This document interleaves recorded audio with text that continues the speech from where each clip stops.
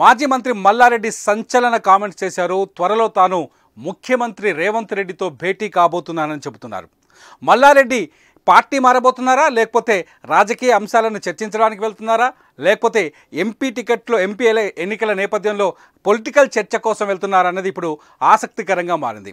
మాజీ మంత్రి మల్లారెడ్డి సంచలన కామెంట్స్ చేశారు. త్వరలోనే తాను తెలంగాణ సీఎం రేవంత్ రెడ్డితో మాట్లాడబోతున్నాను, భేటీ కాబోతున్నానని చెప్తున్నారు. గజం కేవలం 500 రూపాయలతో 1210 గజాల భూమి కేవలం 6 లక్షలు మాత్రమే. తాను రాజకీయమైన అంశాలను చర్చించబోతున్నారా, లేకపోతే మల్లారెడ్డిపై ఇప్పుడు వరుసగా కేసులు నమోదవుతున్నాయి.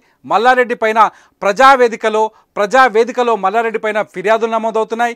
మల్లారెడ్డి భూములు కబ్జా చేశారని చెప్పేసి అనేక మంది బాధితులు ప్రజావేదికలో ఫిర్యాదులు చేస్తున్నారు. ఈ నేపథ్యంలోనే మల్లారెడ్డి రేవంత్ రెడ్డిని కలవబోతున్నారనే చర్చకు తెరలేసింది. ఎందుకంటే మల్లారెడ్డి వర్సెస్ రేవంత్ రెడ్డి అనేది తెలంగాణలో హాట్ టాపిక్.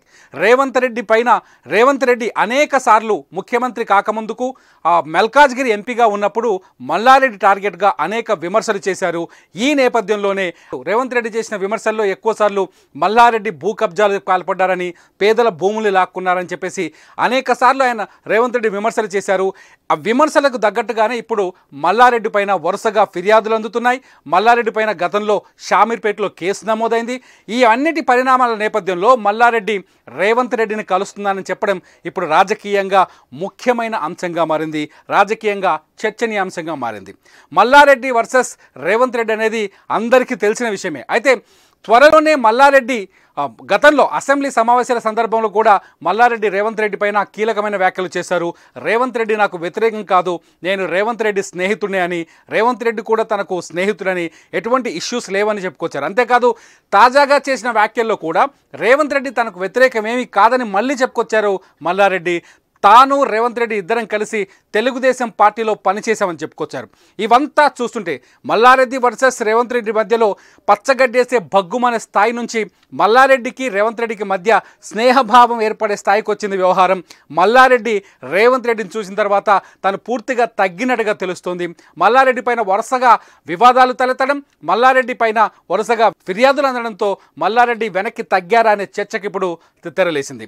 ఇటు పార్లమెంట్ ఎన్నికల నేపథ్యంలో, లోక్సభ ఎన్నికల నేపథ్యంలో మల్లారెడ్డి మల్కాజ్గిరి నుంచి బీఆర్ఎస్ తరఫున తన కొడుకు పేరును ప్రతిపాదించినట్టుగా తెలుస్తోంది. బీఆర్ఎస్ అధిష్టానం మల్లారెడ్డినే మల్కాజ్గిరి ఎంపీగా పోటీ చేయమని సూచించినట్టుగా తెలుస్తోంది. అయితే మల్లారెడ్డి మాత్రం తనకు కాకుండా తన కొడుకు టికెట్ ఇవ్వాలని కోరానని కొద్దిసేపటి క్రితమే ఆయన స్పష్టం చేశారు. ఈ నేపథ్యంలో ఈ పొలిటికల్ వ్యవహారాలు కూడా రేవంత్ రెడ్డితో మల్లారెడ్డి చర్చించే అవకాశం ఉందా అన్నది ఇప్పుడు ఆసక్తికరంగా మారింది. ఒకవేళ మల్లారెడ్డి రేవంత్ రెడ్డిని కలిస్తే ఏం జరగబోతుంది? రేవంత్ రెడ్డి మల్లారెడ్డితో ఏ అంశాలు చర్చించబోతున్నారు?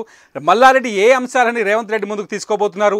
ఈ భూ కబ్జా వ్యవహారాలు కావచ్చు, కేసులు కావచ్చు, ఈ అంశాలన్నింటినీ మల్లారెడ్డి రేవంత్ రెడ్డి ముందు పెట్టే అవకాశం ఉందా?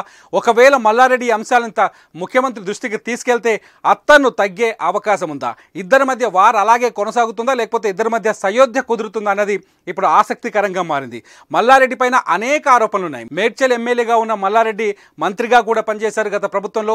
ఆయన మంత్రిగా ఉన్నప్పుడు అనేక చోట్ల ఆయన భూములు కబ్జా చేశారని, ఆయన మనుషులు భూముల్ని లాక్కున్నారని చెప్పేసి అనేక ఆరోపణలు ఉన్నాయి. ఈ ఆరోపణల నేపథ్యంలో ఈ మధ్య కాలంలో ఎప్పుడైతే కాంగ్రెస్ ప్రభుత్వం అధికారంలోకి వచ్చిన తర్వాత వరుసగా ఫస్ట్ మంత్రి కేసులు నమోదైంది కూడా మల్లారెడ్డి పైనే. అప్పుడు రేవంత్ రెడ్డి ఫస్ట్ టార్గెట్ మల్లారెడ్డి అయ్యాడనే చర్చ కూడా జరిగింది. ఇవన్నింటి నేపథ్యంలో మల్లారెడ్డి రేవంత్ రెడ్డిని కలుస్తానడం ఇప్పుడు ఆసక్తికరంగా మారుతుంది.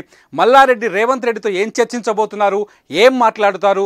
ఈ భూముల వ్యవహారం మాట్లాడతారా, లేకపోతే రాజకీయం మాట్లాడతారా, లేకపోతే మేడ్చల్ నియోజకవర్గం అభివృద్ధి కోసం నిధులు కేటాయించమని మాట్లాడతారా అన్నది ఇప్పుడు చర్చనీయాంశంగా మారింది. సాధారణంగా ప్రతి బీఆర్ఎస్ ఎమ్మెల్యేలు, ఇప్పటికే చాలామంది బీఆర్ఎస్ ఎమ్మెల్యేలు రేవంత్ రెడ్డిని కలిశారు, విష్ చేశారు బొకేలు తీసుకెళ్లి, తమ నియోజకవర్గం కోసం, తమ నియోజకవర్గాల అభివృద్ధి కోసం, నిధుల కోసం ముఖ్యమంత్రి రేవంత్ రెడ్డితో భేటీ అయ్యారు. సాధారణంగా ఇది సహజమైన ప్రక్రియనే.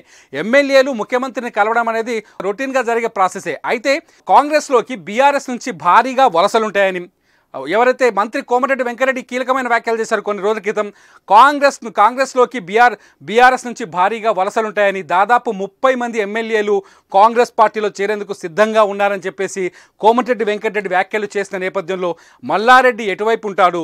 మల్లారెడ్డి కూడా గతంలో కాంగ్రెస్ పార్టీలోకి వస్తారని ఒక చర్చ జరిగింది. మల్లారెడ్డి అల్లుడు రాజశేఖర్ రెడ్డి మల్కాజ్గిరి ఎమ్మెల్యేగా ఉన్నారు.